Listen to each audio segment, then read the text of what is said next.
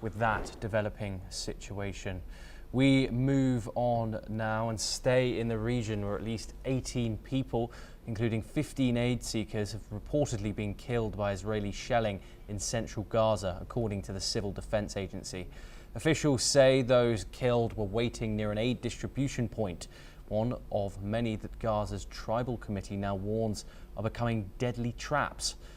The committee has urged Palestinians to stop gathering in border zones labelled as aid sites by Israel, calling them, quote, death traps that have already claimed hundreds of lives.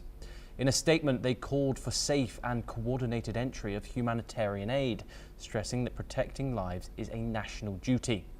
This comes just days after Israeli forces killed 65 more aid seekers in Khan Yunis, according to reports, and the Gaza death toll has now surpassed 55,400 since October, according to local health authorities. Meanwhile, more than 50 Israeli hostages, both dead and alive, are still with Hamas in the Gaza Strip. Now we move over to Europe, where Ukraine says Russia has rejected a US-backed proposal to halt fighting exactly 100 days since Kiev accepted the deal without preconditions. Foreign Minister Andriy Sybiha said the proposal aimed to completely stop the killing and begin a genuine peace process. Despite talks hosted in Turkey, Russia issued demands, Kiev calls ultimatums. Moscow insists on full control of 4 occupied regions and the removal of President Zelensky from office.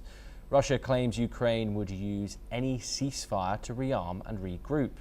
Meanwhile, Russian troops are reportedly advancing daily along the front line despite heavy losses. Russian Defense Ministry said Russian forces capture Novomykolaiv in Ukraine's Donetsk region.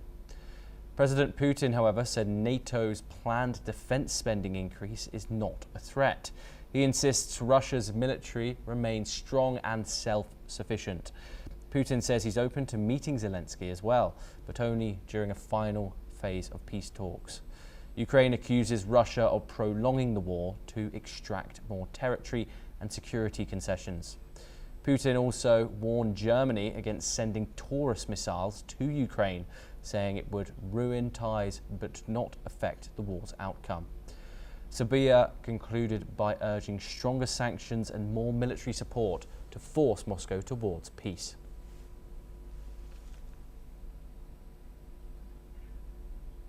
We now move over to the Indo-Pacific, where a major political crisis is brewing in Thailand after Thai Prime Minister Paetongtarn Shinawatra has apologised after a leaked phone call with former Cambodian leader Hun Sen, and it sparked national outrage. In the call, she stressed Hun Sen as uncle and criticised a Thai military commander. She said the call was a negotiation tactic, but admits it fuelled public resentment. The apology comes amid growing pressure on her to quit. The Bum Jay Thai party has quit the coalition, leaving her government near collapse. 2 more partners may also follow. Opposition leaders and protesters accuse her of weakness and betrayal. Outside Government House, angry crowds demand her resignation. Hun Sen later released the full 17-minute audio. Thailand's foreign ministry called the leak a breach of diplomatic trust, and Paetongtarn has now said she will not hold private talks with Cambodia's leaders again. As the crisis deepens, a snap election looks increasingly likely.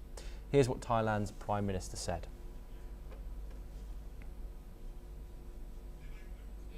พี่น้องประชาชนนะคะคนไทยทุกๆคนที่มีในเรื่องของกรณีที่มีคลิปเสียงหลุดออกมาระหว่างที่ดิฉันคุยกับผู้นำทางกัมพูชานะคะก็จริงๆเป็นเรื่องประเทศไทยค่ะเพื่อมายื่นหนังสือประท้วงนะคะเพื่อแสดงความผิดหวังอย่างยิ่งต่อการกระทำของผู้นำกัมพูชาค่ะอันนี้จริงๆทั่วโลกไม่มีใครทำแบบนี้นะคะที่ผู้นำคุยกันไม่ว่าจะเป็นประเทศใหญ่ๆที่มีการตกลงกันหรือมีการพูดคุยเจรจาใดๆเนี่ย We stay in the Indo-Pacific for our next story. Tensions are rising on the Korean peninsula as North Korea has fired over 10 multiple launch rockets from the area near Pyongyang's Sunan district this morning. South Korea's military reports that the rockets were launched in a northwestern direction, though further details have yet to be confirmed. These rockets are believed to be short-range ballistic missiles, the type of weapon banned under United Nations Security Council resolutions. The latest development marks another escalation in the region as North Korea continues to defy international sanctions.